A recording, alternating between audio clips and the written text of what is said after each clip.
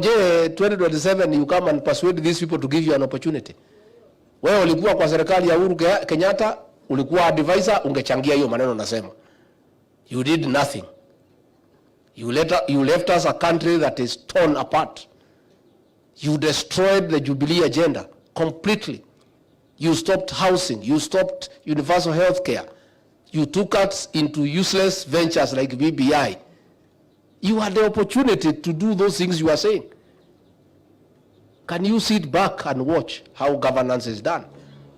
And then along the way utasema mambo yako. So niambie hao watu ya upinzani mpige kelele. Sisi we are focused. We have a manifesto. We have a plan.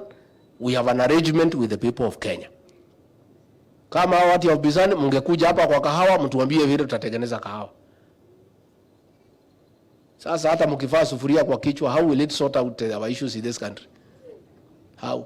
And I want to thank the people of this region walikataa hiyo maneno. Na hawezi kubali kwa sababu sisi ni watu pia tuko na heshima. Sasa mzee kama huyu wetu Kiraito Murugi tukimuona na sufuria kwa kichwa tunasema nini? Sisi tutaibika sana kama jamii. So pia nataka nipongeze viongozi kwa kuchunga heshima yetu. Even the Kamba community ya Wazea walikataa hiyo maneno. In fact, this whole thing is about one region only. People who follow a leader blindly without knowing where he is taking them. Wamefuata yeye miaka 30, wamekwama. Sasa wanaambiwa vaa sufuria kwa kichwa, wanavaa. Sasa kazi yao tu ni fujo. Jana wameumiza hii mtoto wetu Sabina Chega, wamempiga die huyo wako hapa. Sasa mnapiga wamama ya nini? Na sisi hata wamama sisi hata wale tuliwacha kupiga wamama, hata wale tumetolea mali. We don't fight them.